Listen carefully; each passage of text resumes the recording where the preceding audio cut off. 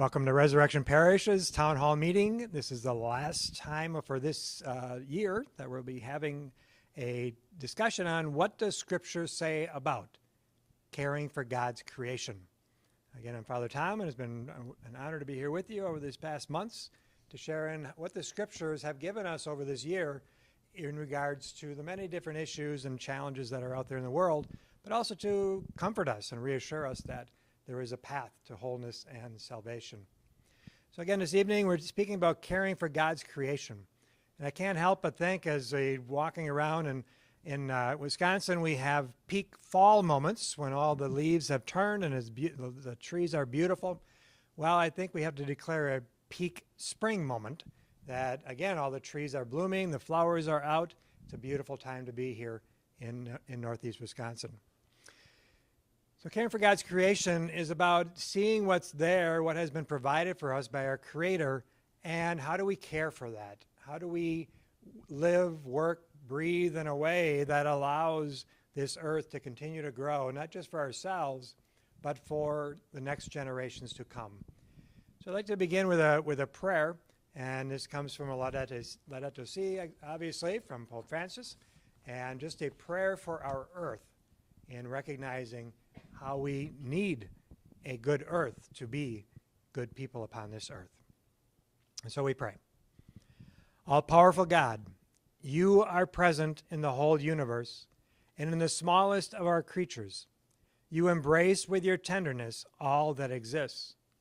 Pour out upon us the power of your love, that we may protect life and beauty. Fill us with peace, that we may live as brothers and sisters, harming no one. O God of the poor, help us to rescue the abandoned and forgotten of this earth, so precious in your eyes.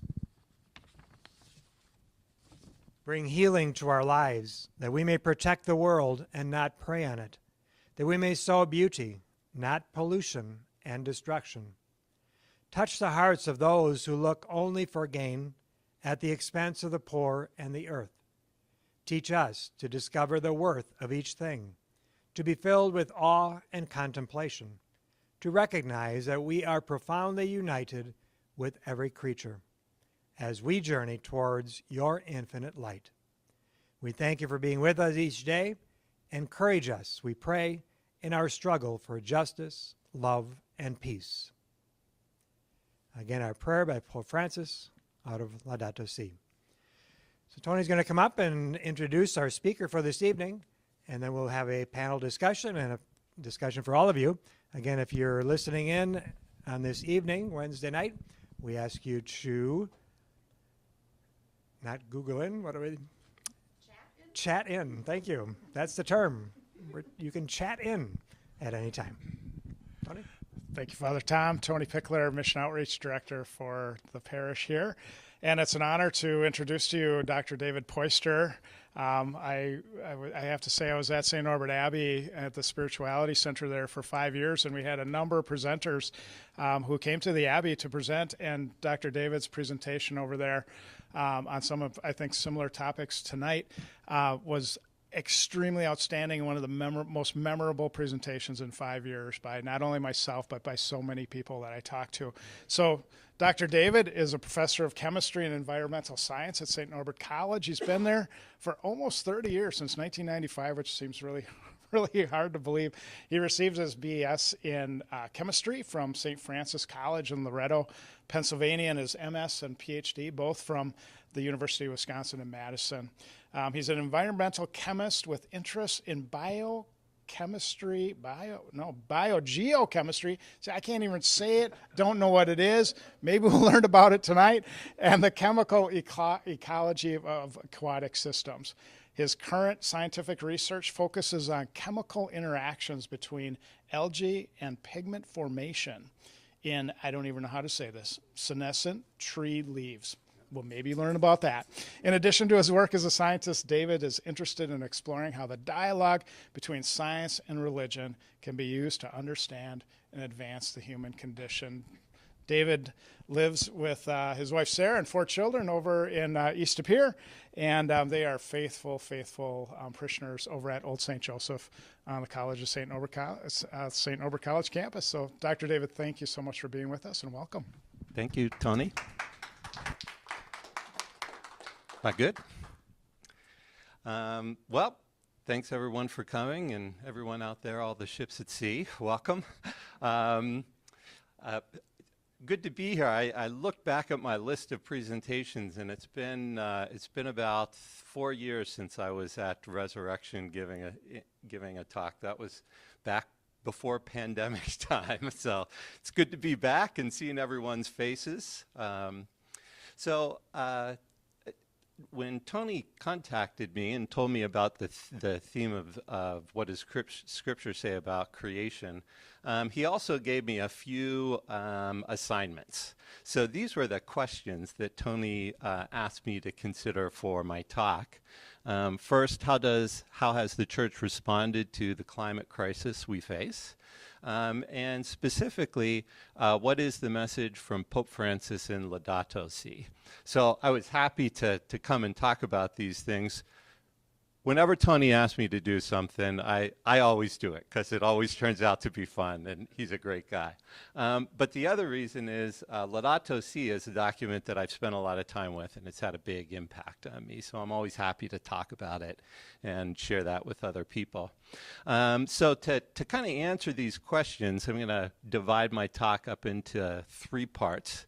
I'm going to talk about kind of I can't resist giving a science lesson. That's my deal. So that's what we'll have is quick lesson on the causes and some of the impacts of climate change and the climate crisis. And then we'll get into our response. So kind of specifically, what does Laudato Si say about how we should be thinking about and responding to it? And we're really fortunate to have this document because I think it's, even from a scientific perspective, really sound guidance for us. Okay, so I usually talk about the cause of the climate crisis in terms of a budget. So think of the Earth's energy in terms of money.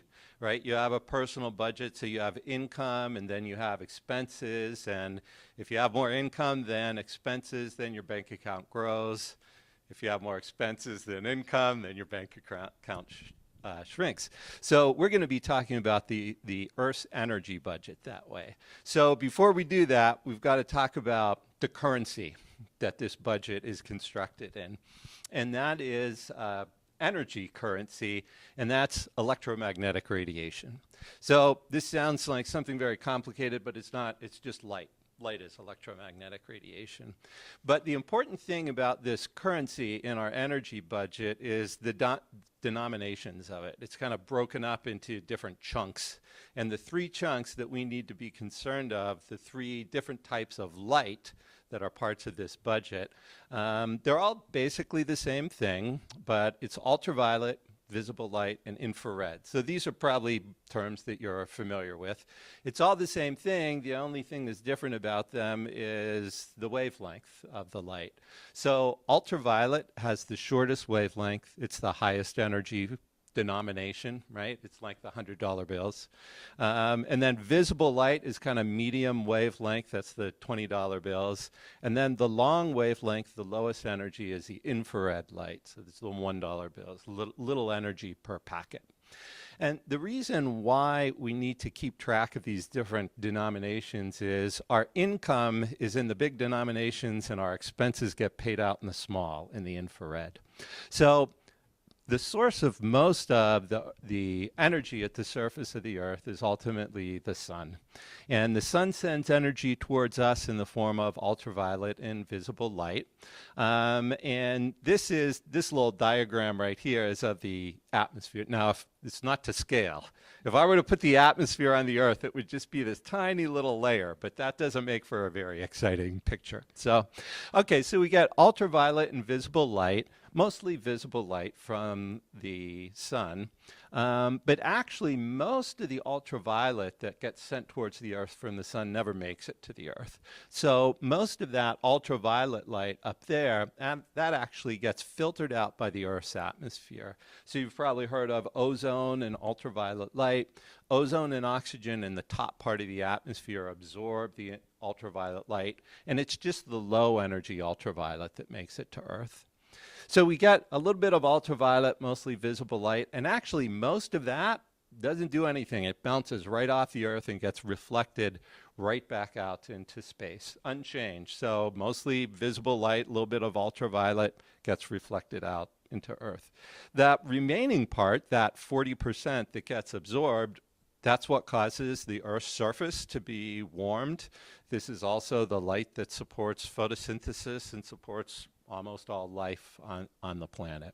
So right now we've kind of covered the income. This is Earth's energy income, if you will. But of course, now if this were money, it would be great if there were no expenses. But with energy, you got to get rid of some of the energy as well.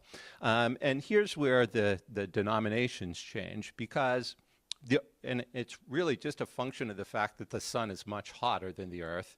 The Earth, when it emits radiation, it emits it in the lower energy infrared region. So the Earth emits these longer wavelengths of light. And the reason why that's so important is the incoming light, the visible light, that goes right through the Earth's atmosphere. But infrared light doesn't go right through the Earth's atmosphere. There are gases in the atmosphere. Carbon dioxide is one of them. And when they encounter a little bit of infrared light, they absorb that light. And it actually causes a change in the way the molecules vibrate as they absorb that energy. So they just for a tiny bit of time, they will absorb the energy and they'll start vibrating in this different mode. But eventually they will go back to their regular energy level. And when they do this, they will emit that infrared radiation that they absorbed. But the key is they emit it in a completely random direction. Okay? So the net effect of this is that the energy that gets emitted from the Earth kind of gets filtered out before it makes it into space. And this is what we call the greenhouse effect. So the greenhouse effect is our Earth's atmosphere kind of trapping some of the outgoing energy. It's called the greenhouse effect, but I think a better analogy is probably a blanket. These greenhouse gases serve as a blanket on the Earth. And the reason why I think it's better is because it's like a blanket. If you put a blanket on, it makes you feel warmer, but the blanket doesn't make the heat, right? The blanket just keeps the heat that you're making from getting away from you. Okay, so this is the greenhouse effect itself. This has been part of the Earth's energy budget since the planet was formed. We've had greenhouse gases in our atmosphere. And actually, they kind of play a critical role for maintaining a temperature where life can exist.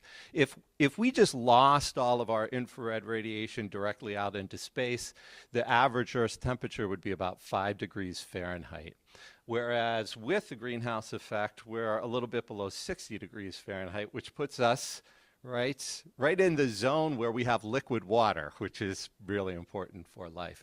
So it's the greenhouse effect in and of itself is kind of a natural part of how the Earth has functioned since it's formed 4.5 billion years ago. Okay, here's the problem. The blanket has been getting thicker.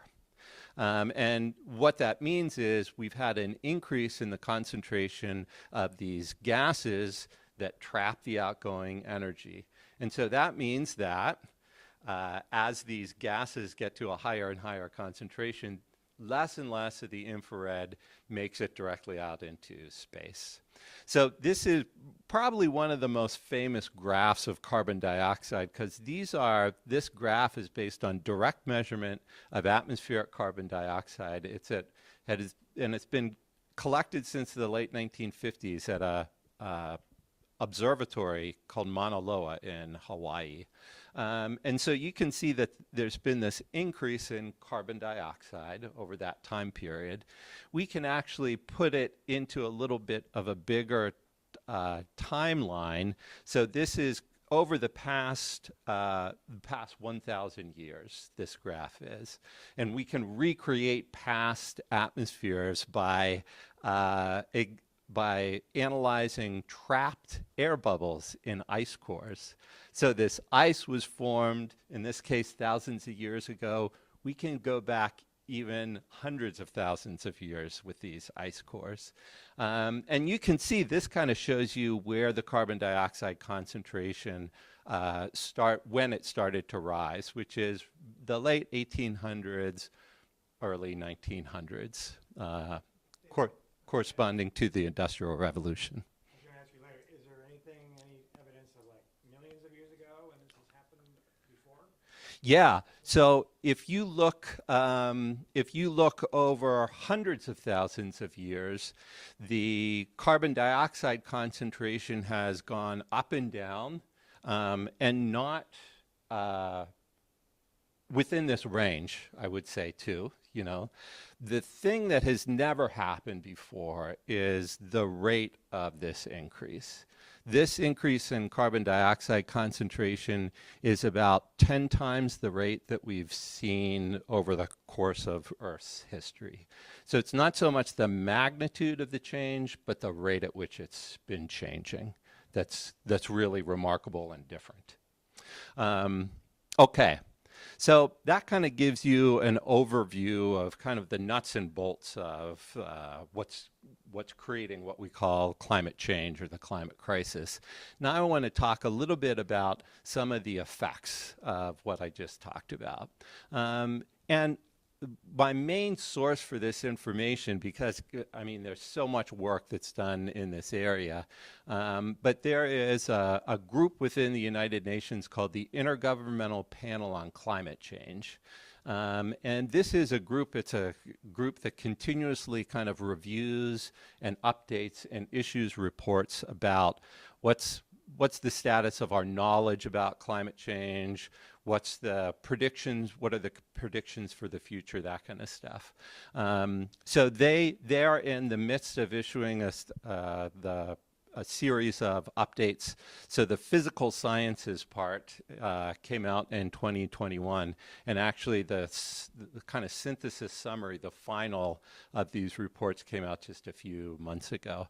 So this is kind of where I go to get kind of the most thoroughly evaluated state of the science.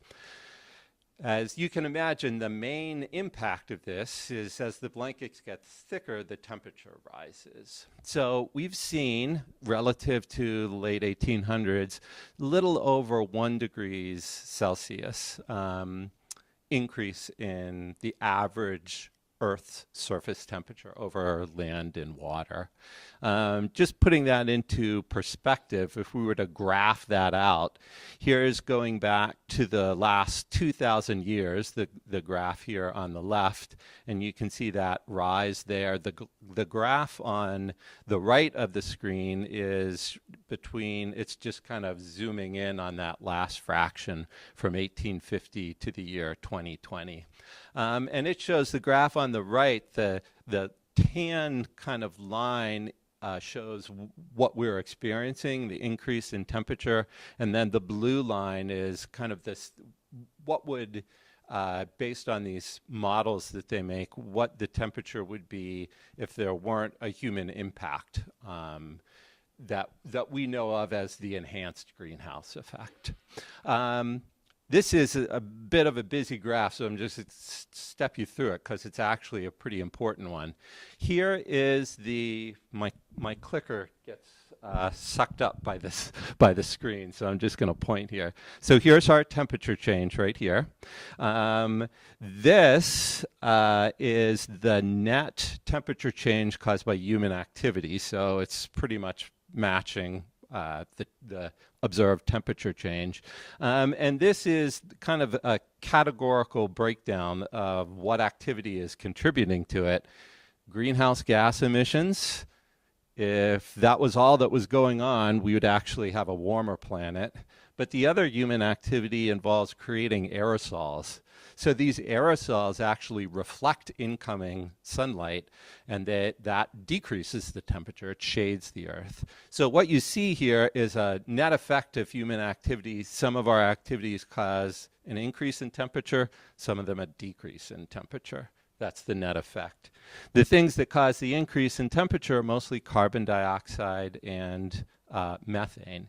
Methane is a much lower concentration greenhouse gas, but on a per molecule basis, it retains a lot more heat than carbon dioxide. So that's why it makes a significant contribution.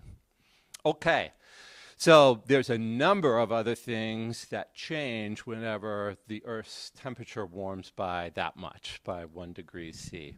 And this is a graph that shows, it's from a previous iteration of an IPCC report, but it shows the change in the rate of precipitation from 1951 to 2010. And the reason why I put this up here is it's indicative of the change that I want to talk about, which is just a ramping up of the hydrologic cycle. So the hydrologic cycle is what drives water moving through the Earth's system. So water moves into the atmosphere, released from plants and through evaporation, and then it falls back down to the Earth in the form of precipitation, snow and rain and stuff. All of that is driven by heat. And so when we increase the temperature at the Earth's surface, that causes that whole cycle to happen more rapidly, okay? So we have more precipitation falling onto the Earth's surface, and that's driven by an increase in more evaporation and transpiration coming off of the Earth's surface. So this is one of the big impacts, because by speeding up the hydrologic cycle, one of the impacts of this is all weather events. Weather and climate are a little bit different. You know, weather is what happens every day. Climate is what usually happens long period. But these weather events become more intense. So because evaporation is happening at a higher rate, we have more intense, longer droughts.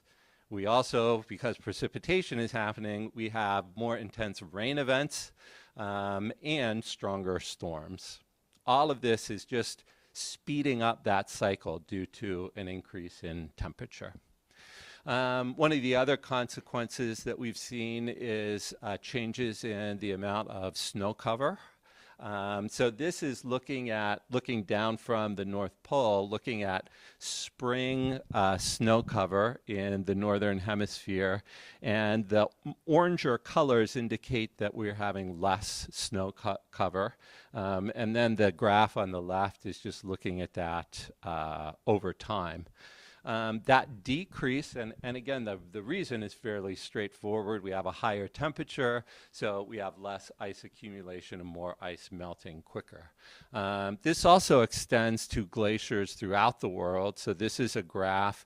This always strikes me because this is essentially my lifetime. So I was born in 1968, and this is the amount of water loss in units of meters over the glacier area in that lifetime. Again, just due to an increase in temperature. So where does that water go? Well, some of it more rapidly evaporates, but some of it ends up in the oceans. So this is another one of the consequences that we've seen, is an increase in global sea level. So this graph is looking at mean ocean sea level from 1880 up to essentially current times, past 2020, and it's a 250 millimeter rise. So that's about that big of an increase, which seems like it's not a substantial increase. We've been to the ocean, and you can kind of think about, well, would it make a difference if it were that big? Keep in mind that there are some country, the Maldives, which are an island country in the Indian Ocean, their average altitude is 1 meter above sea level. So it's all islands that are essentially at sea level, and they've already seen loss of their land mass due to this change in sea level. Interestingly enough, only about half of the rise in sea level is driven by more water in the ocean. The other half of the rise just comes from the water expanding because the upper level of the ocean is warmer, and fluids when the temperature goes up, they expand. So there's more water in the ocean, but that water is also occupying a larger volume because it's warmer. Okay, so the kind of effects that I chose to go over, these are what I consider to be kind of frontline direct effects of climate change. But there are a slew, and you can kind of probably imagine what the consequences of all these things are, of kind of secondary effects of increased storm intensity, rising sea levels, changes in rates of evaporation and precipitation have big impacts on, especially, and we're already seeing this, impacts on agriculture. So there are, especially in India right now, they're dealing with kind of these longer term changes in the yearly rain cycle, and it's affecting when they can plant the crops that they usually plant. So they're having to kind of adapt to that. This is the IPCC report that kind of attempts to synthesize everything. So all of the physical science, social science, economics, policy all together, and it just came out a few months ago in March. And I thought I would, to transition to the next part, I just found this one quote from one of the authors of the synthesis report, and I'll read it in case you can't see it on the screen. It says, almost half of the world's population lives in regions that are highly vulnerable to climate change. And in the last decade, deaths from floods, droughts, and storms were 15 times higher in highly vulnerable areas, 15 times mortality rates in those areas. So that's a pretty substantial impact. And the reason why I chose this quote is it's an impact on people. And I think that's going to be an important part of my points in the next part of the talk. Okay, so far we've kind of gone through the causes and the effects of the climate crisis. Now I want to talk a little bit about our response, and specifically on what Laudato Si has to say about this. I wanted to start talking about the response because generally it's, I mean, just even in the brief little introduction that I've given you here, you can kind of see what needs to be done, right? If these greenhouse gases are causing increased heat retention, these greenhouse gas concentrations are rising due to human activity, we need to curtail the human activity that creates the greenhouse gases. Well, that's easier said than done because the activities are essential to the way our world works and our economy. And that's, of course, the tricky part. I did want to start with actually a little bit of good news. So this was an article from last fall. It was in the New York Times Magazine. And this author, David Wallace Wells, has done some really good writing. So if you... specifically about climate change. So I think anytime you come across anything from him, you can trust it, and it's going to be really useful to you as well, and it's going to be very balanced. And the reason why this caught my eye is he talks about some of the successes we've had with changing the policies that are going to at least lead us into the right direction. And one of the good things that has happened is we're actually seeing a transition away from the fossil fuels that have the biggest carbon impact, especially coal, towards alternative energy sources even more rapidly than we had predicted. And that's just a function of the drop in the cost of wind and solar. The cost of creating electricity through wind and solar has dropped faster than was anticipated, just given the technology. So that's some good news. The bad news in this article is he talks about how the predictions about kind of future trends that were made 20 years ago, even 10 years ago, have underestimated the severity of the intensity of things like storm events and droughts. So that's actually a little bit worse than we predicted. The really good news is the consensus from the scientists is the worst case scenario, the like doomsday scenario that would make the earth uninhabitable for people, it seems less and less likely than it did 10 years ago. So that's some good news. But there is still work to do.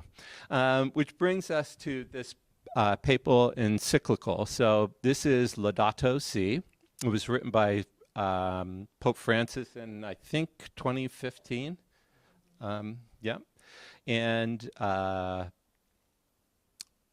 I think you loosely translated, it means care for our common home, or that's the title that's often given to it. So I really, as a scientist, I really appreciate this document because it is scientifically sound, not just from a physical scientist standpoint, but also from a kind of social behavioral science standpoint. So one of the first points that is made in this encyclical is it comes right out and says the scale of this is global. And so any response to it needs to be global.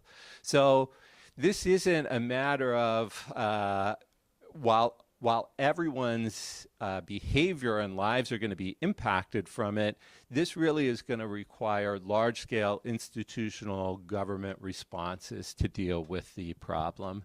So as the encyclical said, interdependence obliges us to think of a one world with a common plan.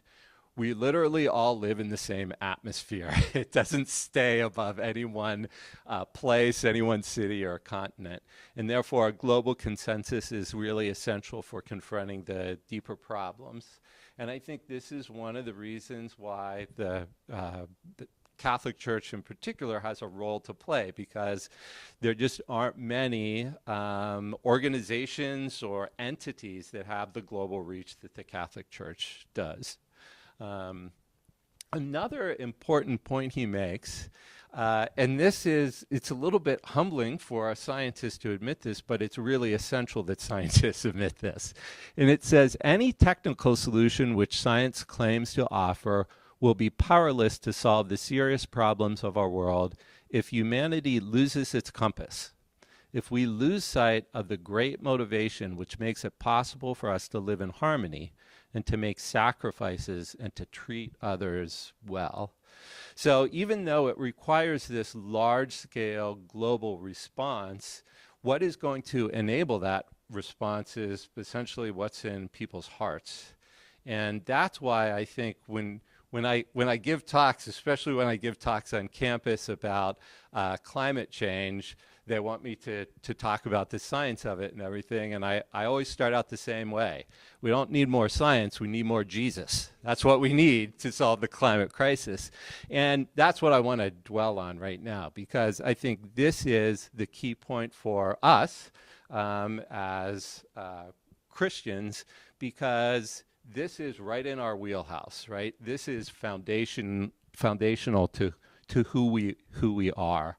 So he puts it a little more bluntly, and I use this quote often. He says, we must regain the conviction that we need one another and that we have a shared responsibility for others in the world, and that being good and decent are worth it.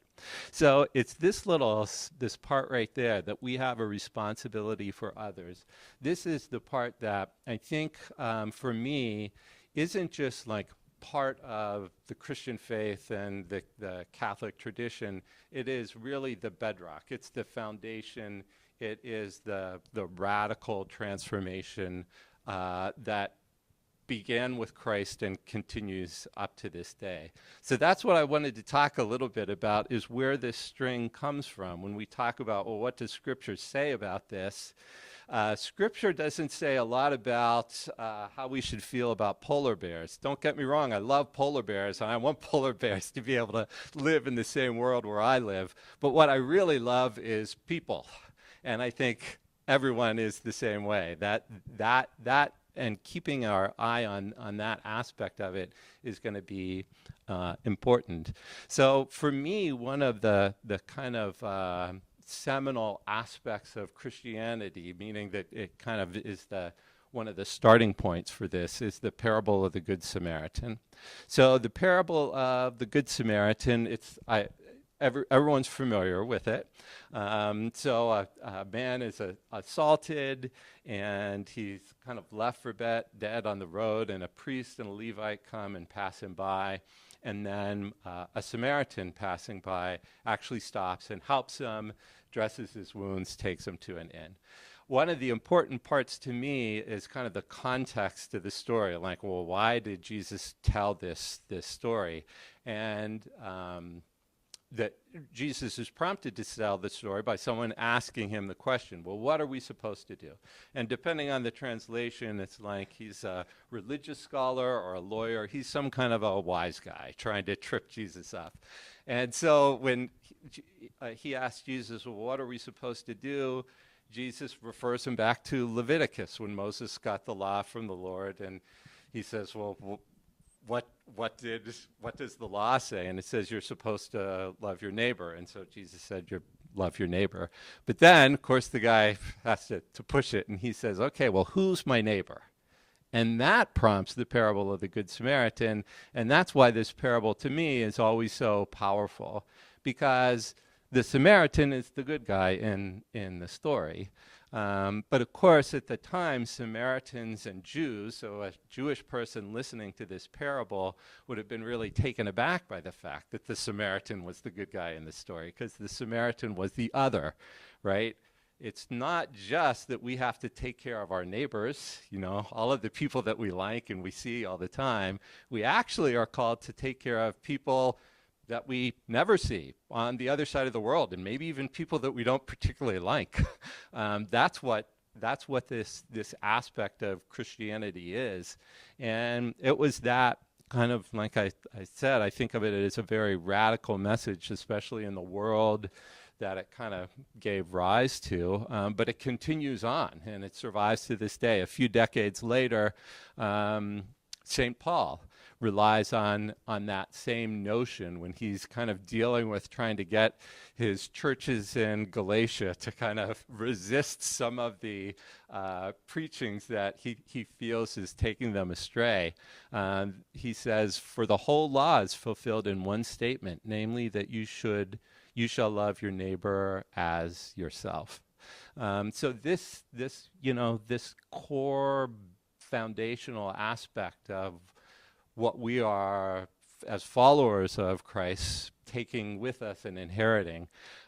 Here's another instance that I came across recently that I thought was really interesting, and it's probably a little bit more obscure than definitely the parable of the Good Samaritan. And this was a 12th century monk, Gratian, and he was living in what is now Italy. And he wrote a book called Decretum, the Concordance of Discordant Canons. And so this is what this guy undertook. He took the first 1,000 years of edicts and writings from various bishops throughout Christianity and tried to pull them together, and did in this one multi-volume book that became the basis for canon law, which then, of course, became the basis for law. And one of the things that he was constantly challenged by was, well, what do I do when we have a discordant canon, when we have canons that conflict with one another? One bishop at this point in time said this, one bishop in that point in time said that. And he talked about what he referred to as natural law, which is law that comes from God. And he says he gives that the priority. Here's a historian kind of assessing what Gratian did. This is a book by Tom Holland. It says, love your neighbor as yourself. Here, for Gratian, was the foundation stone of justice. So important to him was the command that he opened the Decretum by citing it.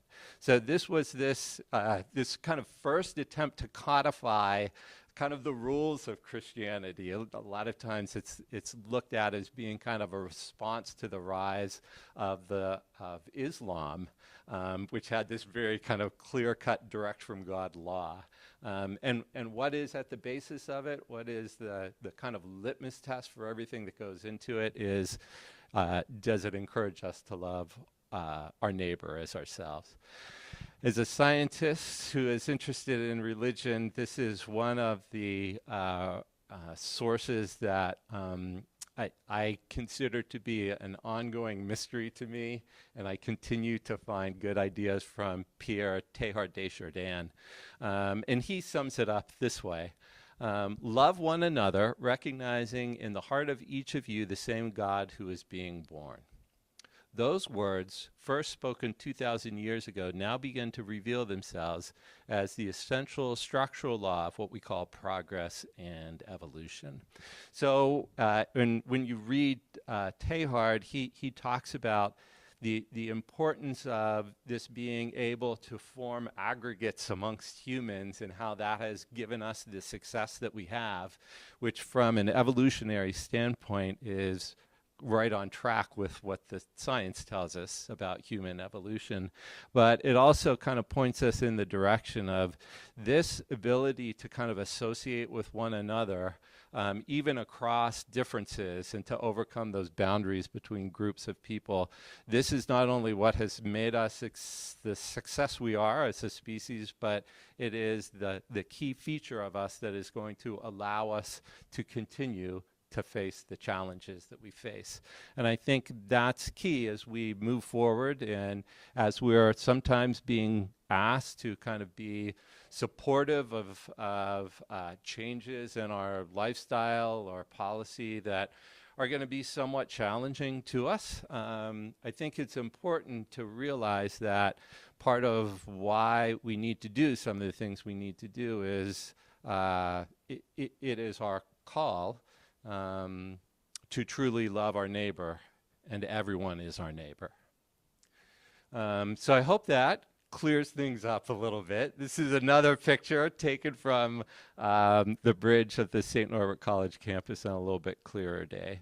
So I think with that, we can move on to the next section.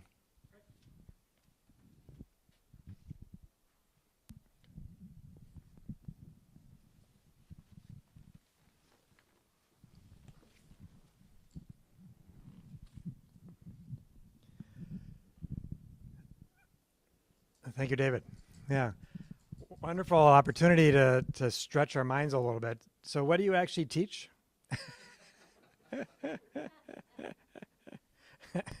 So I teach chemistry. So I teach general chemistry and analytical chemistry, and also environmental chemistry, which is kind of my interest in and how I've been teaching about climate change. So it's been as Tony pointed out mercilessly, I've been doing this for a long time. And one of the interesting things that has happened is I've been teaching people about climate change over the course of that time.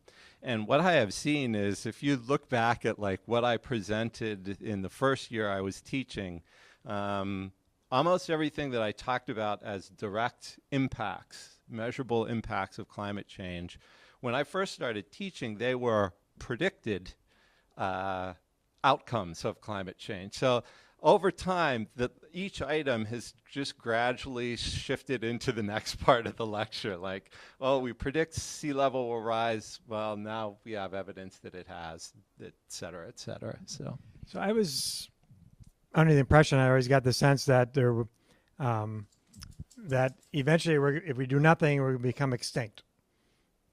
And I think I heard you say that it's not so dire. Well, I mean,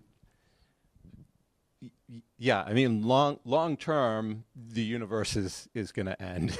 But I always tell my students it's not going to end before the final. So you should keep studying. But yeah, I think there are a few kind of key breakpoints in the climate system. And it's some of it is a little bit complicated to talk about, but I guess one example is the, you know, while a lot of the greenhouse gases that get emitted into the atmosphere stay there, they don't all stay there. And the largest sink, meaning the place that they go to that they get removed, is the oceans. And so right now in the climate system, the oceans are acting to really mitigate the impact of the greenhouse gases that are emitted on the climate of the Earth. They soak up some of the carbon dioxide.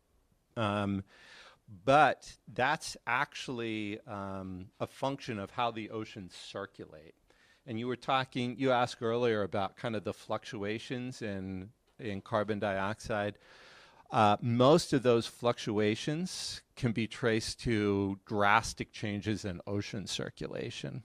So that's kind of what the impetus of that is. And so if you actually kind of alter the climate enough so that you change key parts of ocean circulation, that can have kind of a stepwise impact on temperature. And and so far, that was kind of on the table, but as we've kind of gotten better at anticipating what is likely to happen, and now that we have a better sense of kind of technically what we're going to be capable of doing as far as mitigating future greenhouse gas emissions, that becomes less likely. So I think it was always a matter of climate change was not going to eliminate life on Earth. It was a matter of what are the consequences for human life on Earth. Yeah. The cockroaches will still be around. Yes, exactly. Okay, all right. So but is there an intended, we're all going to be looking for higher elevation as the oceans come up? And yeah, so I think that's one of the consequences. When you look at the predicted rise in sea level, one of the important impacts is to combine that change with predicted increased storm intensity, because the sea level rise has a much bigger impact during these storm events. And think back to like the superstorm Sandy that hit New York and New Jersey. One of the biggest impacts there was the storm surge that came from that. So it's it's not there is a permanent rise, like a rise in the average sea level that is going to affect coastal areas, going to create coastal erosion, and we're going to lose land as the sea level rise. But I think the most damaging impact is going to be the storm-related impacts of a combination of higher sea level and more intense storms creating higher storm surges. hence the tornadoes that are whipping across the U.S. and Yeah, the, so the rain in yeah, California and all of these things, it's very difficult to associate weather with specifically with climate change, but the evidence indicates that increased heat retention is likely to create more frequent and more intense weather events of all of these types. And again, what is at the core of it is that increase in the rate at which the hydrologic cycle is running in all aspects, in the water loss to the atmosphere and then the water redelivery to the earth. all right. I have one more on the kind of the economics of it, and the science part of it. You mentioned about the changes that are happening with solar and wind and kind of the economics of that. I mean, it's interesting to see that those are now becoming the new jobs. They're becoming the new part of the economy. So it's, in a sense, this whole thing is generating a whole new economy or a growth in economy that is unexpected. Yeah, and I think that's part of the ability to deal with that transition is how do you create the systems that allow people who are losing their job in one sector to be able to play the role in the fulfilling the new jobs. Right. Yeah. Yeah, I mean, as you're talking about the challenges that are there to get us to change, and how do we love one another enough that we're going to give up our job or move for another job situation. I mean, it's also generating those opportunities that people can find new jobs or new situations. Yeah. Right. Yeah, without a doubt. Yeah. Again, another cycle in there. Yeah. May I steal your microphone? Thank you. Oh. I really appreciated the example you used with the budget and the different denominations. I think particularly right now as our country is debating the budget and the debt ceiling, the correlation between that struck me, but it also made it really easy to understand. And the blanket versus the greenhouse gases, that was really, that struck me as, oh, that makes so much sense to me now, or better sense to me now. So thank you for that. And this document, this particular document, is maybe one of my favorites ever because it's so accessible and it is easy to read and to understand.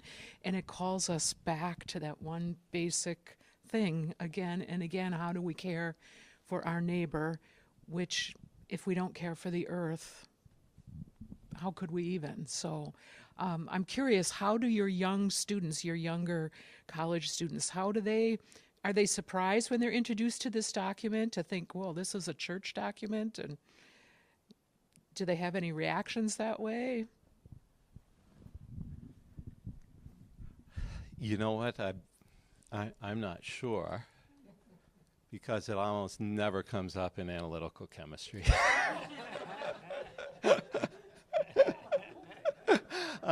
But what I will say is that it is, you're right, it's an extremely accessible document.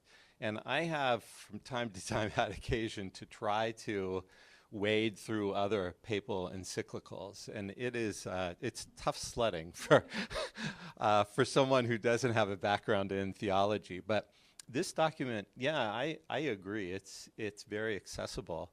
I think the other thing that's kind of unique about it is who it's addressed to. It is addressed to people of goodwill. So it's not so much concerned with establishing the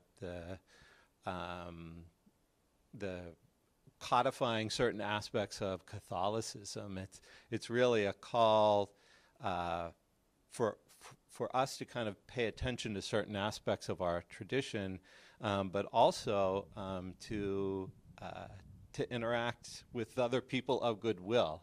And we've seen that happen quite a bit since the encyclical came out. You see climate activists from various backgrounds working with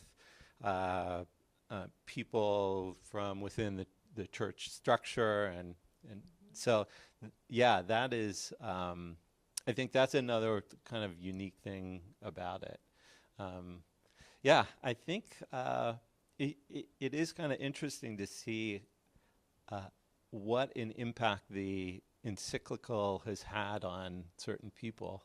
And then at the same time, I'm surprised that there are other groups within the church who really want to pretend it doesn't exist,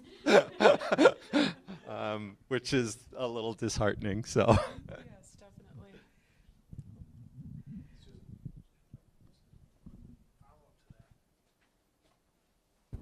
First of all, Dr. David, thanks for your presentation. I have to say, if I had you in college for a chemistry class, I might have been able to pass because you make it so very understandable Well, no, because of my ability and not your ability to teach.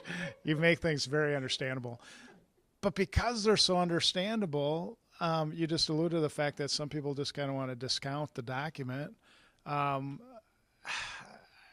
I don't want to put you on the spot necessarily politically, but like when I think about political leaders and decisions they make about climate and about how we protect our earth and the laws they pass and don't pass, sometimes they're saying this information is not true. Like,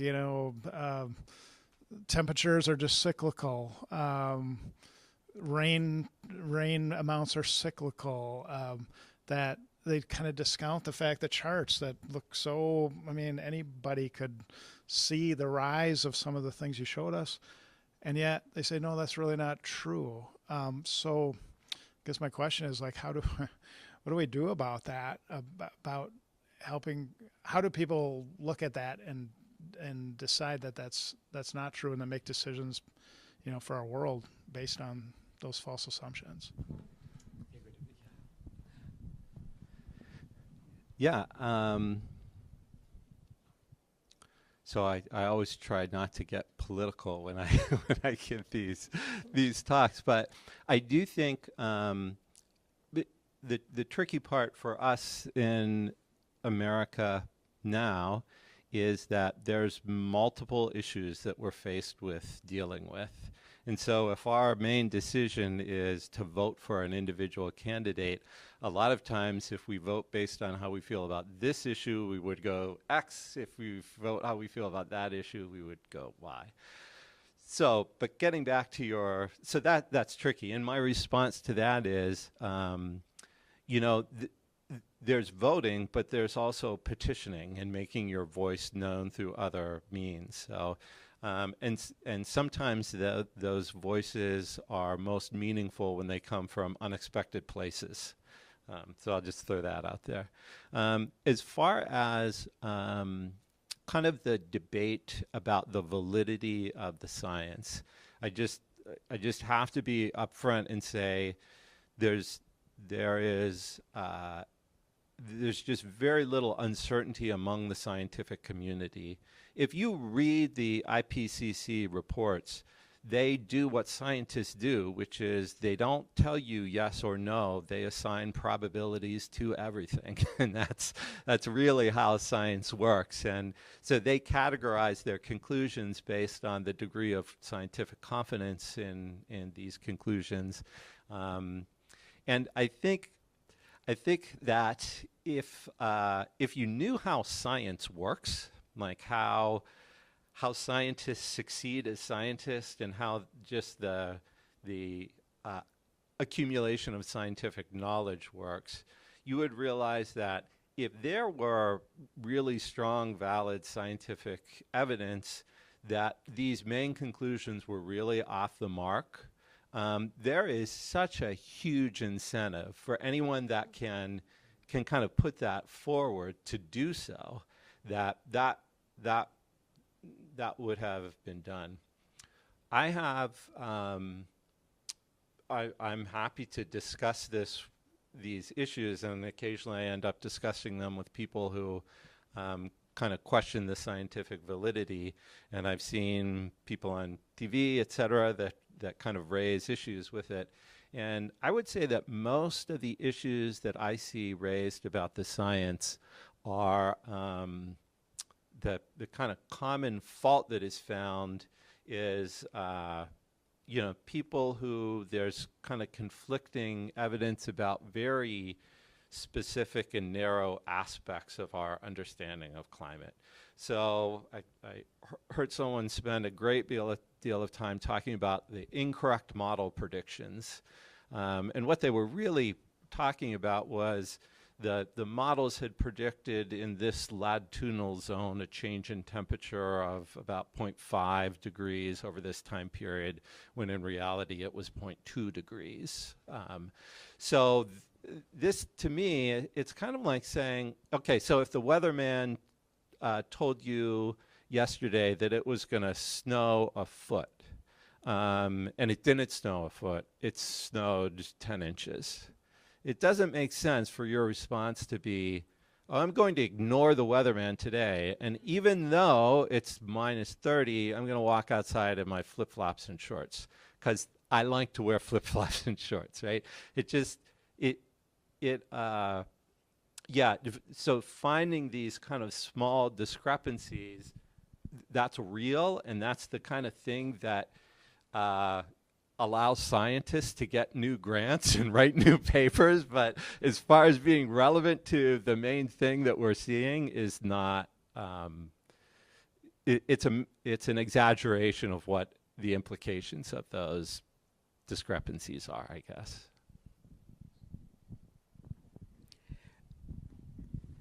Another part that I just wanted to kind of like stand up and clap when you said this particular document has brought so many diverse people together in a collaborative effort to address these issues.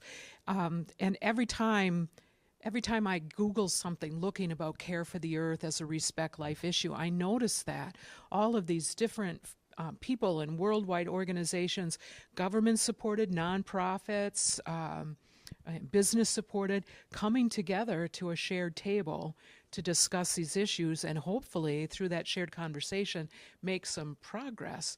So again, a reason why I like this document so much is because, as you say, so many of the encyclicals are focused within the church, where this one is so, it has attracted so many people from outside the church in new and different ways, I think. So that point of it's grabbing people's attention in multiple ways as a Respect Life issue. Mm-hmm. Yeah.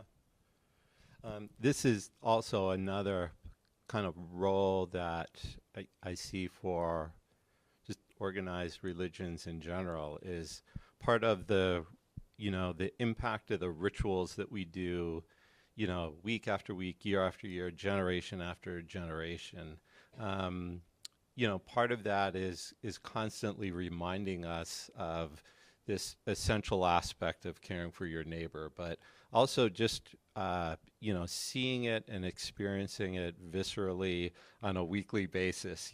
Every week you got to go, and we all go to this building and we sit down and we look at each other, and we know we have different views about different things, but we're able to come together under find some degree of common cause, and I think for me that's a very uplifting reminder of our potential as a species, I guess.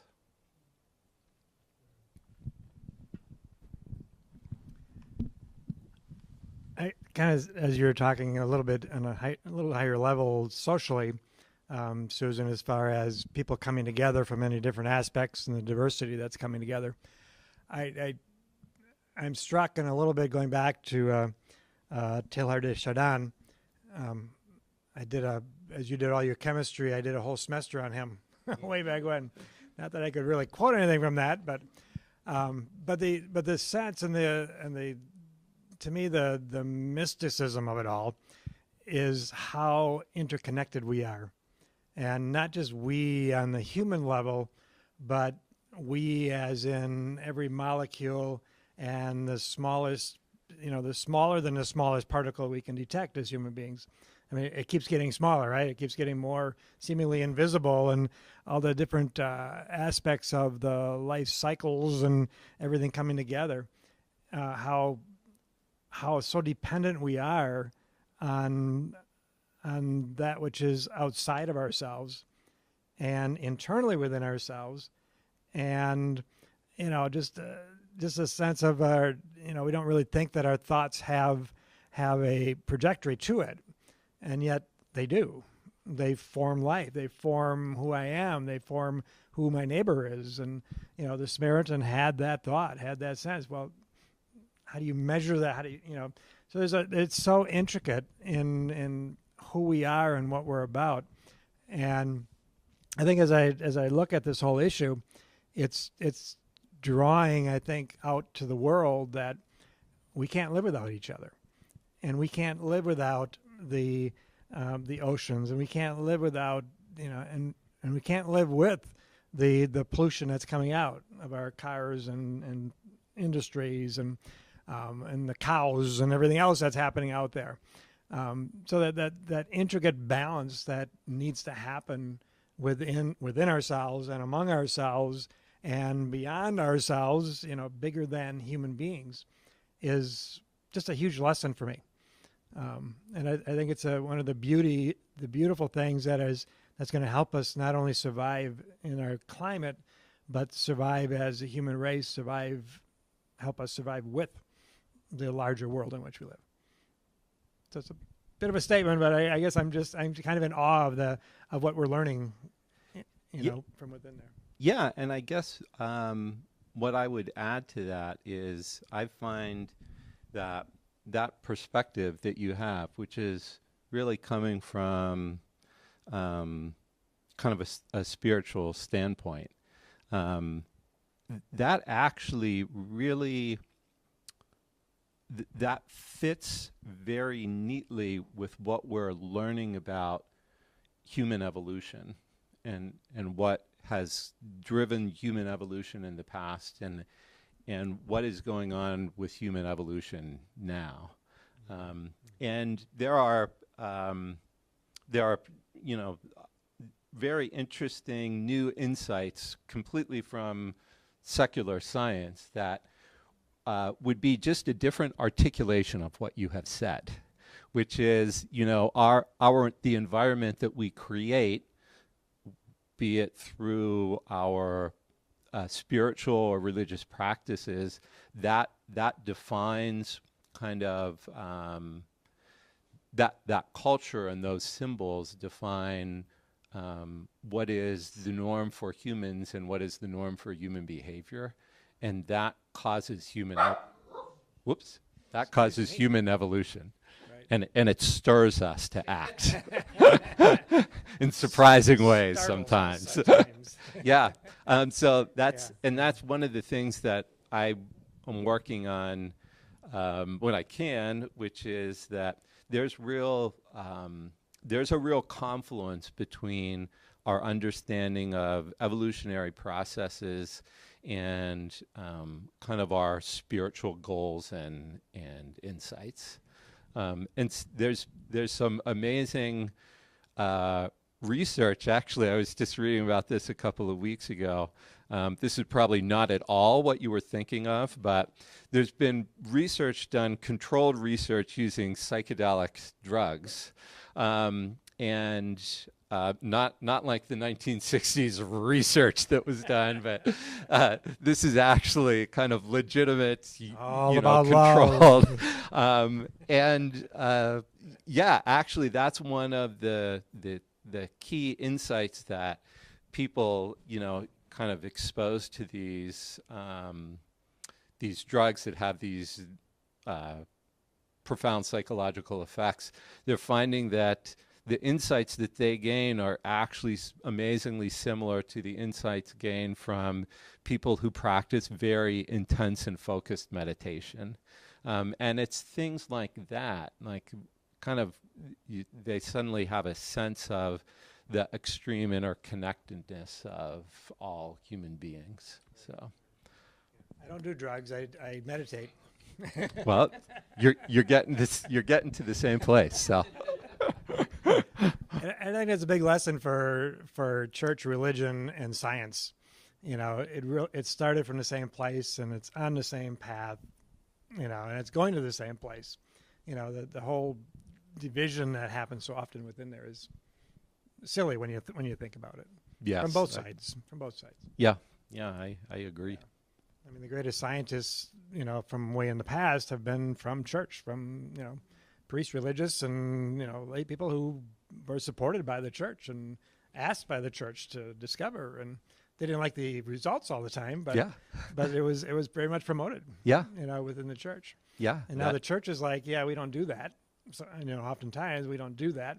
And the scientific community is saying, we don't do that either. Yeah. toward the religious side. Yeah, there is plenty of common ground. Yeah. Nice. All right. Dad, any comments? Mom? Mr. and Mrs. Poyster are here, so. Yeah. Yeah. Right. Yeah. Yeah, it really does give us a lot to think about.